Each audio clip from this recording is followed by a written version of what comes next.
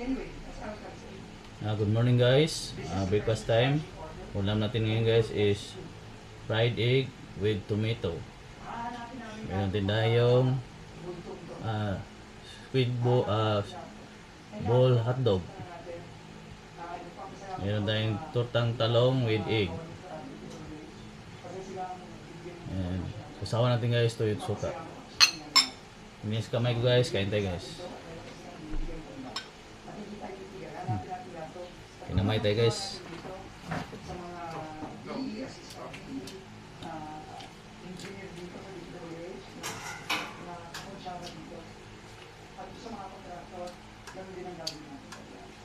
So simula pa lang ito.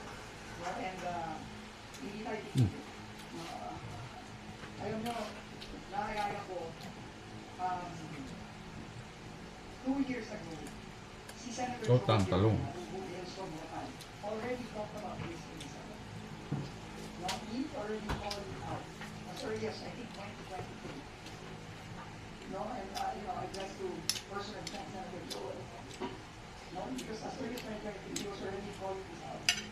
No, I know he's being accused of a lot of things, but the fact is, in 2023, when this was not yet a thing or a hat, Senator Joel was already calling it out.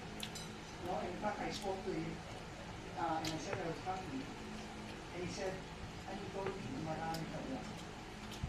And I think that's absolutely true. It's not that we're getting also from DPWH. Bulacan pa rin ito. Bulacan pa rin. So, ang tayo, nakakagaling itong I can just imagine how angry the president is. Kasi hindi tao yung gumawa. Ayos. Makakayo pa gumawa.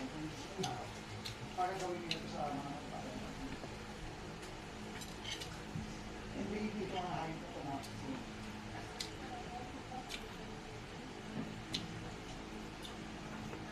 Well, lahat tayo nanonood ng Senate hearing.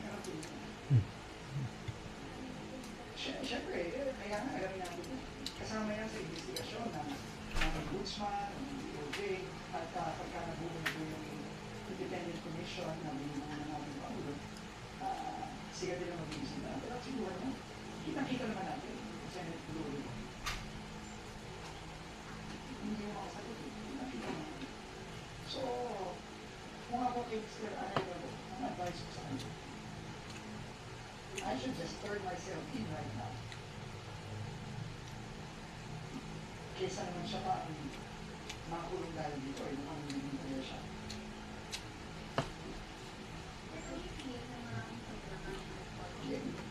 Definitely. Definitely.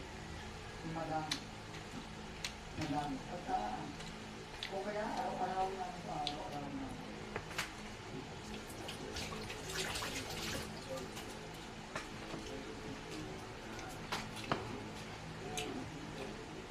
yes, I gotta repeat, of course, kaya nga natin, pero ito talaga, na-mention ko ni Secretary Bunoan, na-mention din ng meron din mga ibang nag-feed sa amin, na hindi ko pwedeng pangalanan, kaya kung nandun kami.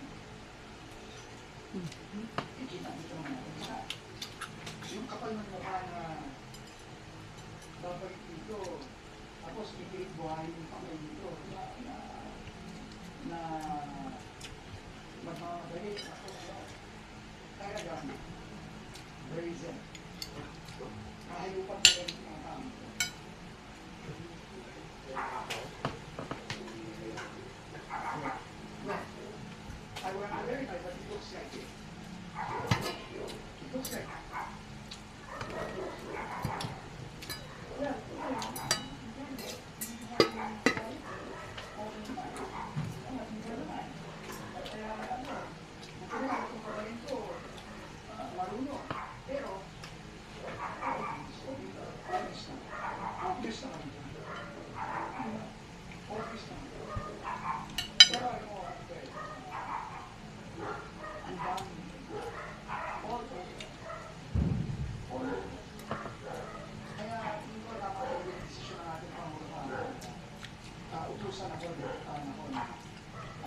kakasuhin, redesign ang budget ng DPWH para sa 2026. At tama rin yung DP naman sa akin na ihinto muna ang mga building ng pagkos. At yung mga natapos na kailangan ibang tayo ng mga building.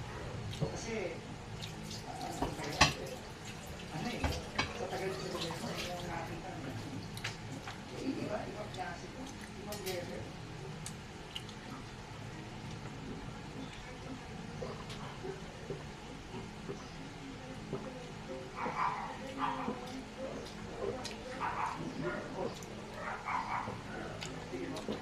Papacheck po natin. Ay, hindi o. Ay, yung mga undo, hindi naman doon tayo papaito ng undo. Pinahintunan natin yung mga building. Yung mga building pa yan. Kasi gusto natin kasi wala o na hindi natin yung pero yung mga undo, kaya natin yung kaya natin pag-isip para matapos. So, salamat po sa atin. So, papacheck po natin sa